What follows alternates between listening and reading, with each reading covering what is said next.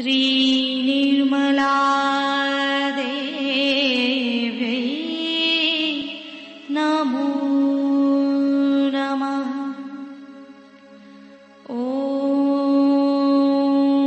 त्वमेव साक्षात् श्रीकल्की साक्षात्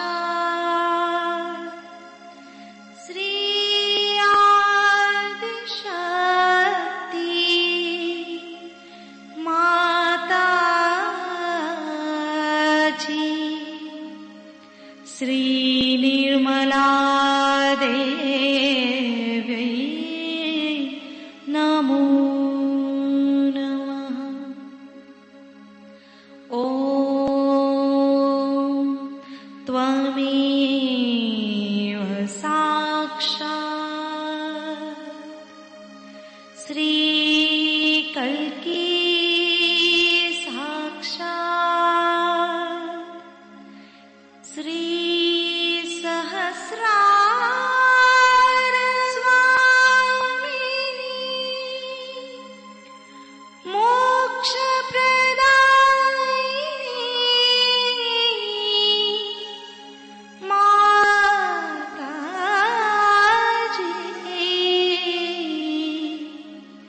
श्रीनिर्मला देव्यै नमो नमः।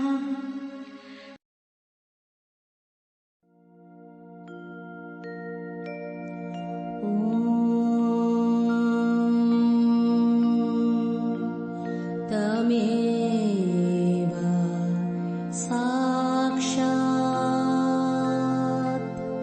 श्रीगणेश साक्षात् श्री आदिशक्ति माताजी।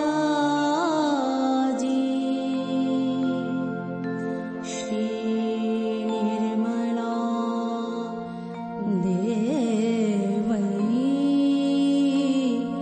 नमो नमः।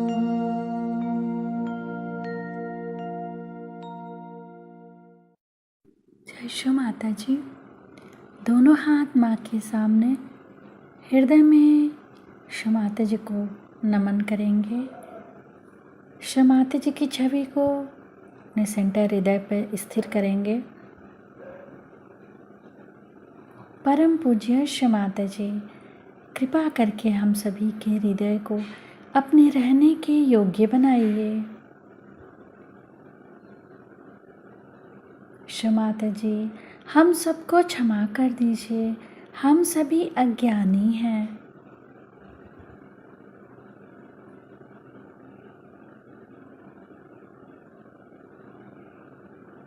श्री माता जी, हमारे इस हृदय को और पावन कीजिए ताकि आप यहाँ आ सकें।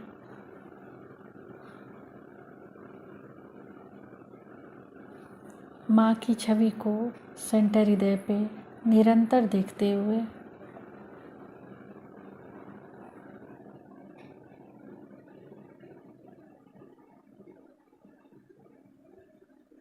धीरे धीरे अपने संपूर्ण चित्त को दोनों हाथों को देखते हुए माँ से प्रार्थना, श्री माता जी कृपा करके हमारे दोनों हाथों की ओर देखिए।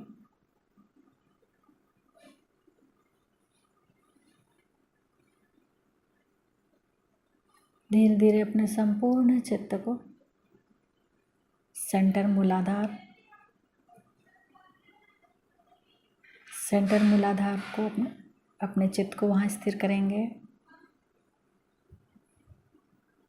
श्री माता जी, आप ही तो श्री गौरी और गणेश हैं। कृपा करके हमारे अंदर श्री गणेश जी की निर्भयता दीजिए। श्री माता जी, हमारे अबोधिता और पवित्रता की रक्षा कीजिए।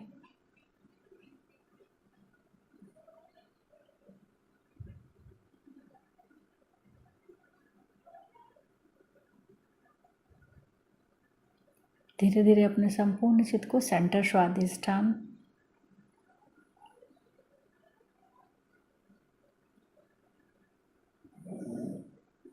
सेंटर नाभि, पूरा भवसागर,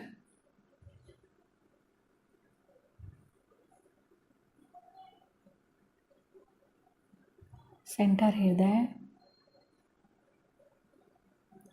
सेंटर विशुद्धि, फ्रंट आज्ञा पर श्री निर्विचारिता मंत्र। ओम त्वमेव साक्षात् श्री निर्विचारिता साक्षात् श्री आदि शक्ति माताजी श्री निर्मला देव्यै नमो नमः।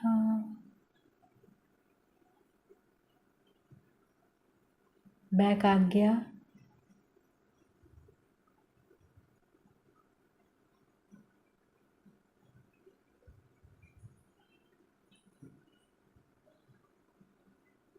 सहस्त्रार,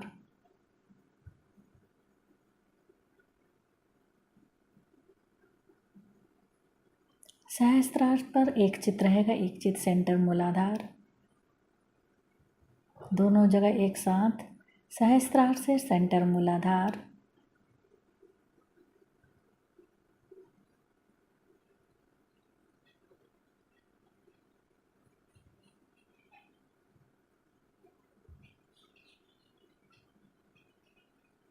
अब अपने संपूर्ण चित्त को सहस्त्रार पर रख के अमृतवाणी सुनेंगे। वसूला रही लोग वसूला कि आप एक बहुत सुंदर प्रकृति की रचना है, बहुत मेहनत से नजाकत के साथ अत्यंत प्रेम के साथ परमात्मा ने आपको बनाया है। आप एक बहुत विशेष चीज है। अनंत योनियों में से आप घटित होकर के इस मानव रूप में स्थित है। आप इसलिए इसकी महत्ता नहीं जान पाते क्योंकि ये सब आपको सहज में ही प्राप्त हुआ है। अगर इसके लिए मुश्किलें करनी पड़ती, आपसे उठानी पड़ती और आप इसको अपनी चेतना में जानते, आप अवेयर होते, तो आप समझ पाते कि आप कितनी महत्वपूर्ण चीज है। मनुष्य को जानना चाहिए कि परमात्मा ने हमें क्यों बनाया, इतनी मेहनत क्यों की, हम किस लिए संसार में आए और हमारा भविष्य क्या है, हमारा अर्थ क्या है। जैसे कि मैंने आपसे कल कहा था कि अगर ये मशीन हम बनाएं और इसको इस्तेमाल नहीं करें, उसका कोई भी अर्थ नहीं निकलता। लेकिन जब तक ये मेन से लगाया नहीं जाता है, तब तक आप इसका उपयोग भी नहीं कर सकते। उसी प्रकार जब तक आप अपने उस अनंत स्रोत के साथ संबंधित नहीं होते, जिसके बारे में अनेक साधु संतों ने वर्णन किया हुआ है, अनेक पुस्तकों में आपने जिसके बारे में सुना हुआ है कि अनंत शक्ति परमात्मा की सर्वव्यापी है और वो हर एक चीज का काम, हर एक चीज का संचालन, हर एक वस्तु की गति संभालती है।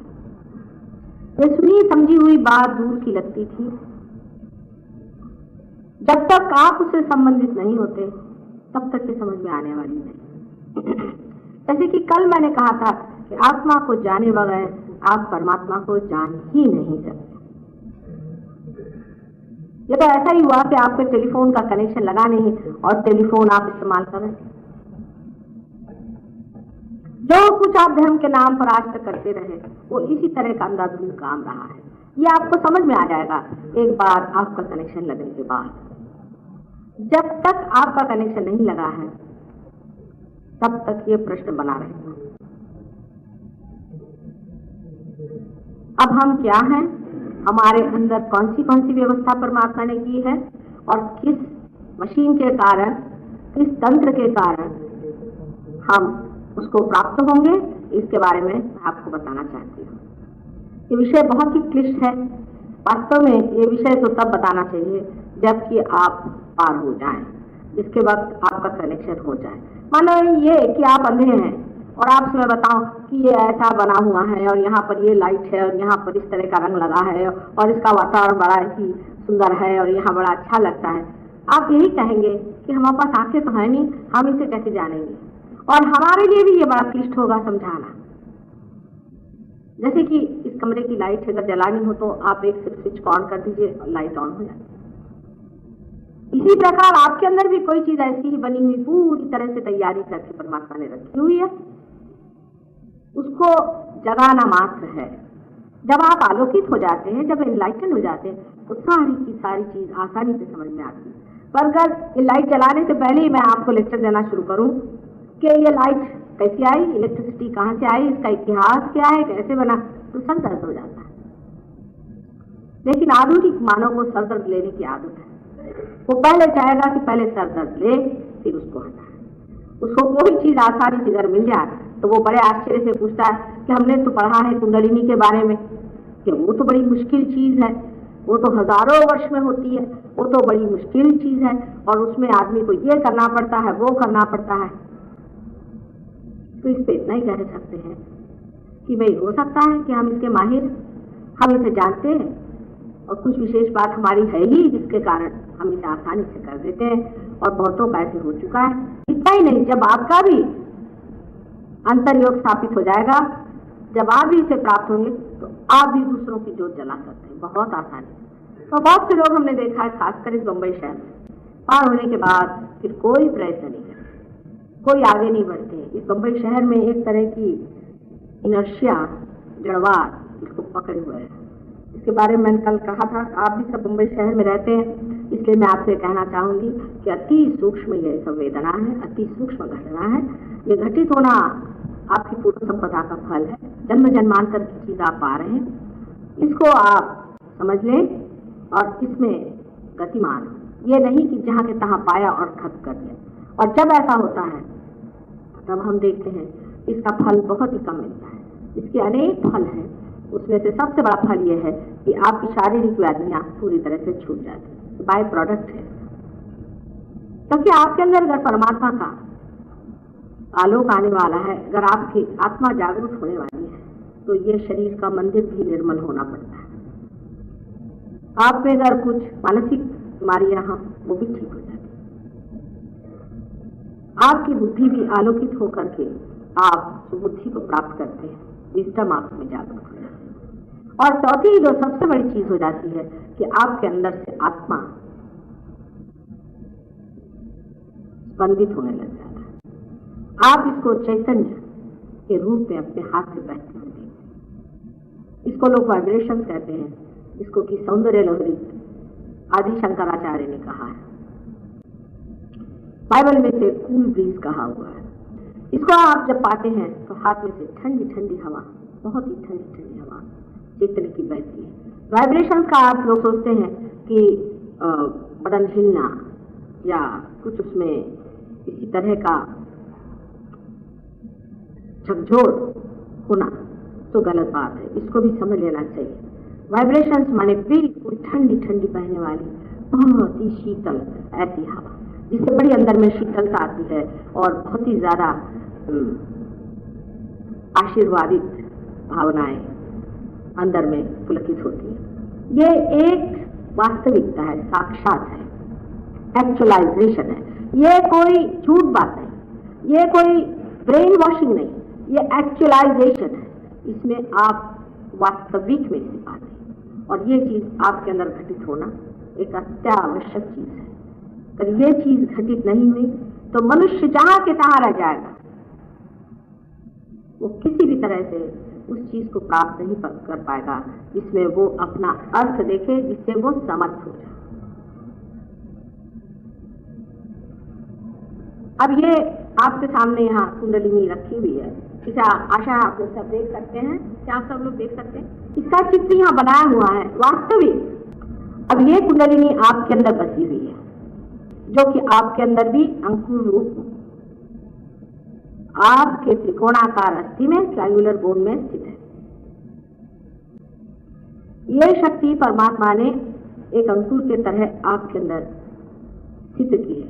अब इसके बारे में बहुत कुछ कहा जा सकता है, लेकिन सिर्फ इतना कहूंगी कि ये आपकी माँ है और जन्म जन्मांतर तक ये आपके साथ रही है, और आपने आज तक जो कुछ किया, आपका जो कुछ भव है, भूत है, उसका सारा टेप इसके अंदर लिखा हुआ है, सारा माइक्रोस्कोपिक टेप इसके अंदर। आप इसको ठगा नहीं सकते। और ये नोट करती जाती है कि आपकी क्या संपदाएं हैं, आपने क्या गलतियां की, क्या अच्छाई की, क्या आप में गुण है, क्या आप में दुर्गुण है, आपकी क्या खोज है। ये त्रिकोणाकार अस्थि में अत्यंत पवित्र आपकी माँ है, और उसके नीचे में जो चक्र है जिसे आप देख रहे हैं, ये गणेश जी का चक्र है। यह अपनी माँ गौरी, जिसको कि हम कुंडलिनी कहते हैं, उसकी रक्षा करने के लिए नीचे बैठे। माने जो आदमी पवित्र नहीं है वो कुंडलिनी का कार्य नहीं कर सकते। सिर्फ अत्यंत पवित्र आदमी को ही अधिकार होता है कि वो कुंडलिनी का कार्य करे। ऐसा आदमी जब भी कुंडलिनी का कार्य करता है तो नानाविध तकलीफें हो जाती हैं, क्योंकि वो अनऑथराइज्ड, अनधिकार चेष्टा। आप गणेश स्वरूप हो जाते हैं जिस वक्त में कुंडलिनी जागृत होती है, क्योंकि हाथ जब आपके मेरे और हैं तो बहता हुआ चैतन्य हाथ में से गुजर के और इन दोनों नाड़ियों में से नीचे उतरता है और जाकर गणेश को खबर देता है कि अब कुंडलिनी उठ सकती है। क्योंकि कुंडलिनी वो चैतन्य है, वो स्थिति है या वो शक्ति है जो जानती है, जो प्यार करती है, जो ऑर्गेनाइज करती है और जो आपको जन्म देती है। वो आपकी जन्मदात्री है, जिसी से आपका दूसरा जन्म हो जाता है, जिससे आप द्विज हो जाते हैं। ये शक्ति अत्यंत पवित्र है, अछूती है, और इस तक कोई भी नहीं पहुंच पाता जब तक जो आदमी इसका अधिकारी है आपके सामने खड़े न हो जाए। जब इसका अधिकारी इसके सामने खड़े होता है तब आपके हाथों के द्वारा ये शक्ति अंदर जाती है और कुंडलिनी जागृत हो जाती है। ये अपने आप जागृत होती है, इसके लिए कोई भी मेहनत करने से जागृत नहीं होती है, क्योंकि ये जीवंत क्रिया है। ये बिल्कुल जीवंत क्रिया है। कोई सा भी जीवंत कार्य मेहनत से नहीं होता है, वो अपने आप घटित होता है। उसी प्रकार कुंडलिनी अपने आप जागृत होती है। सिर्फ उसे ये पता होना चाहिए कि अपने सामने वो इंसान खड़ा है जो उसका अधिकारी है।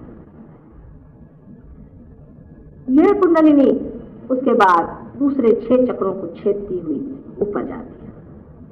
उसमें से जो महत्वपूर्ण चक्र है वो नाभि चक्र है।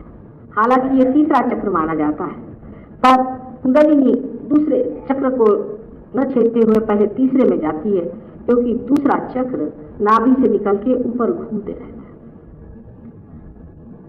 दूसरे चक्र से भी शक्ति को खींचा जाता है, उसमें से चित्त को खींचा जाता है। दूसरा जो चक्र स्वादिष्ठान है, उसमें आपका चित्त है, अटेंशन है। इस चक्र से चित्त को खींच करके कुंडलिनी अपने ऊपर छा लेती है। जैसे कि समझ लीजिए किसी कपड़े के अंदर से मेरा हाथ चला जा रहा है। आपका जो अटेंशन है, आपको आश्चर्य होगा, आपके पेट में रहता है, आपके सर में नहीं रहता है। अटेंशन आपके पेट में रहता है, लेकिन ज्ञात अपने ब्रेन से होता है। वो किस प्रकार? वो भी स्वादिष्ठान चक्र की ही वजह से। वो बाद में बताऊंगी आपको, आज तो इतना ही बताऊंगी कि जो चित्त है उसे लेते हुए कुंडलिनी ऊपर उठने लगती है। उसके बाद स्वादिष्ठान चक्र जो है वो हमारे कार्य करने का, आगे की बात सोचने का, विचार करने का सेंटर है। क्योंकि इसी सेंटर से हमारे पेट में जो मेद है, जो फैट है, उसको बदल करके और मेंदु के लिए यानी अपने ब्रेन के लिए ठीक बनाया जाता है। वो इसी केंद्र का काम है, इसे स्वादिष्टांग चक्र कहते हैं। इस चक्र से हमारा ऑर्टिक प्लेक्सस नाम का प्लेक्सस, जो कि बाहर डॉक्टर लोग जानते हैं, वो चलता है। ये चक्र आजकल मॉडर्न लाइफ में बहुत ज़्यादा विद्यमान है, क्योंकि हम लोग बहुत ज़्यादा सोचते रहते हैं, हर समय हम लोग सोचते रहते हैं। अति सोचने की वजह से हमारे जो दूसरे काम इस चक्र से होने के होते हैं वो निगलेक्ट हो जाते हैं, उनकी तरफ हम ध्यान नहीं दे पाते। वो काम इस प्रकार है कि ये चक्र लिवर के ऊपर का हिस्सा, पैनक्रियास, स्प्लीन, किडनी और यूट्रस सबको संभालता है। जब हम बहुत अधिक सोचते हैं तो हमें डायबिटीज की बीमारी हो सकती है, क्योंकि हमारा एक ही चक्र है जो कि सोचने के लिए भी मेद को या फैट को बदलते रहता है, और वही चक्र है जो हमारे पैनक्रियास को भी संभालता है। इसलिए जो आदमी बहुत सोचते विचारते हैं उन्हीं को डायबिटीज की बीमारी होती है। और दूसरी बीमारी जो किडनी की बीमारी है, वो भी ऐसे ही लोगों को होती है जो बहुत सोचते विचारते रहते हैं। उसके और भी कारण हो सकते हैं, पर मुख्य कारण किडनी की बीमारी का अधिक सोच विचार करना है। अधिक सोच विचार करने से लिवर भी खराब हो जाता है और यूट्रस पे भी इसका बड़ा असर आ जाता है। अब आप कहेंगे कि माँ, सोच विचार कैसे रोका जाए? मनुष्य हर समय सोचते ही रहता है, उसका विचार एक क्षण भर भी नहीं रुक सकता। अगर वो रुक जाए तो बड़ी आश्चर्य की बात है कि वो कैसे रुकता है। और आपको यही मैं दिखाऊंगी कि अभी आपके थोड़ी देर में आप एकदम देखेंगे कि आपके दिमाग में कोई भी विचार नहीं, सारे विचार एकदम शांत। आप अंदर देखिएगा, आपको लगेगा कोई भी विचार हमारे दिमाग में नहीं आ रहा, हम एकदम शांत। ये जब आज्ञा चक्र जो ऊपर में है, जब कुंडलिनी वहां पे लान जाती है, तब घटित होता है। उसके बाद में नाभि चक्र जो है, ये भी बहुत ही महत्वपूर्ण है। नाभि चक्र हमारे जितना भी पाचन क्रिया वगैरह है, इस पे निर्भर होता है। नाभि चक्र हमारे धर्म को मानता है। मनुष्य का भी धर्म होता है, सिर्फ उसको स्वतंत्रता है, चाहे वो अपने धर्म में रहे या न रहे। बाकी संसार की किसी भी चीज में स्वतंत्रता नहीं। जैसे कि सोना है, उसका अपना धर्म है कि वो खराब नहीं होता। बिच्छू का अपना धर्म है कि वो डंक मारता है। सांप का अपना धर्म है, शेर का अपना धर्म है, वो अपने अपने स्वधर्म में बैठे रहते हैं। लेकिन मनुष्य को स्वतंत्रता परमात्मा ने दी हुई है। वो ये स्वतंत्र है, चाहे तो धर्म में रहे चाहे अधर्म में रहे। उसको चाहे बुराई जीतनी है तो बुराई को जीत ले, और चाहे तो अच्छाई को जीत ले। ये स्वतंत्रता परमात्मा ने विशेष रूप से मनुष्य को क्यों दी? क्योंकि इसके पाए बगैर बसा आता बसा एक तर उशिरा नाही होऊन सगळ्यांना डिस्टर्ब नाही केलं पाहिजे। बसा तिकडेच बसा मान। आप लोग दूसरों ने देखिए, चित्त इधर रखे, मैं आपके कुंडलिनी पर चित्त दिया। तिथून उशिरा नाही आल्या इकडे नका पाठवू। जो धर्म हमारे अंदर जो स्थापित हुआ है, उसके लिए हमें इसलिए परमात्मा ने स्वतंत्रता दी है कि अगर उसके साम्राज्य में हमें जाना है तो पहले हम स्वतंत्रता में उसका वर्ण करें। अपनी स्वतंत्रता में ये कहें कि हमें परमात्मा चाहिए। हमारे ऊपर अगर कोई जबरदस्ती करके कहे कि हाँ परमात्मा को मांगिए, तो ये कौन सा मांगना हुआ और ये कौन सा इवोल्यूशन हुआ। इसलिए इस दशा में पहुंचने पर मनुष्य को अपनी स्वतंत्रता में ही परम तत्व को मानना चाहिए। किसी जबरदस्ती की वजह से नहीं, किसी बीमारी की वजह से नहीं, किसी दुख की वजह से नहीं, किसी तकलीफ की वजह से नहीं, पर इसलिए क्योंकि ये परम पाना ही हमारे जीवन का लक्ष्य है। इस स्वतंत्रता में जब आप जागते हैं और परम की इच्छा करते हैं, तभी परमात्मा के महाद्वार आपके लिए खुलते हैं। इस धर्म के सेंटर के चारों तरफ गुरुओं का स्थान है। ये 10 गुरु हमारे अंदर बसे हुए हैं।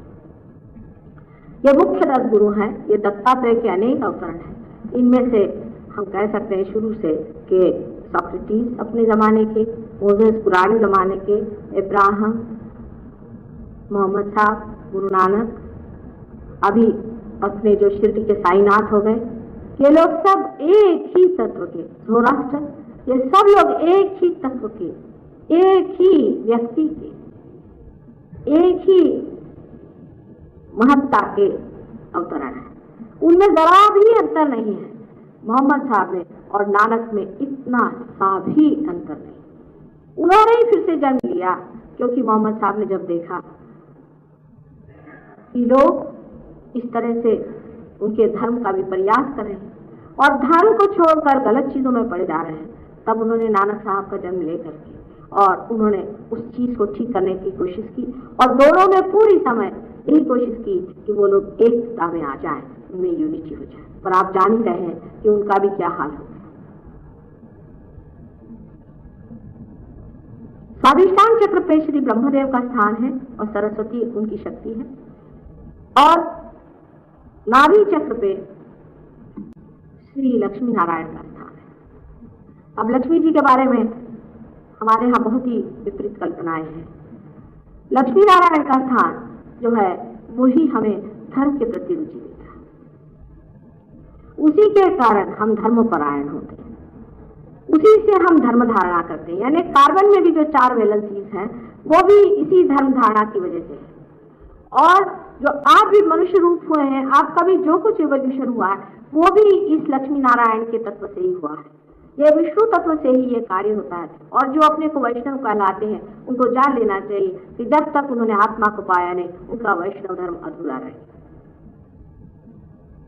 ये हमारे अंदर नाभि चक्र में बसते ही।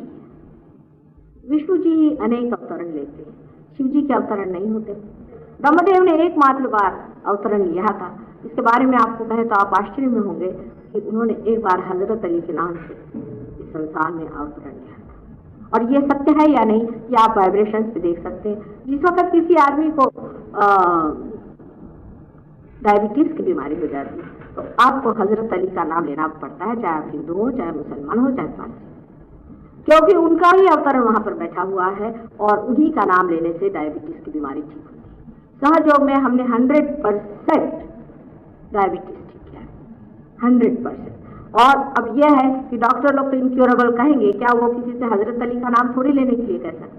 वो तो उस चीज को, अंडर करंट्स को जानते ही नहीं है, जिसके कारण हमारे जो प्लेक्सस है वो चलती है। वो तो सिर्फ जो बाह्य में, जड़ में, ग्रोथ में दिखाई देता है उससे जानते हैं। सिर्फ मरण से ही आप अपने अंडर करंट्स को जान सकते हैं। और जिन गुरुओं ने इसको जाना है वो जानते हैं कि हमारे अंदर जो लेफ्ट साइड में स्वाधिष्ठान का जो स्थान है वहां पर आपको हजरत अली और फातिमा का नाम लेना पड़ता है। नाभि चक्र में जो विष्णु लक्ष्मी का स्थान है, इन्होंने आप जानते हैं कि 10 अवतार लिए हैं, उसमें से 9 ले चुके, अभी 10वां आने वाला है। 9 अवतरण में से उनके अधिकतर अवतार हमारे इवोल्यूशनरी है। माने पहले वो मछली के रूप में आए। आप जानते हैं कि जीव पहले समुद्र में हुआ था, उसके बाद मछली से वो कछुआ बन गए, और इस प्रकार ये इवोल्यूशनरी जो अलग अलग स्टेजेस हैं वो लक्ष्मी नारायण के इवोल्यूशनरी स्टेजेस के द्योतक हैं। वो सब हमारे अंदर बंधे हुए हैं। जो जो आज से संसार में होता है वो सारी हिस्ट्री हर एक मानव में बनी है। और मानव इसलिए सबसे ऊंचा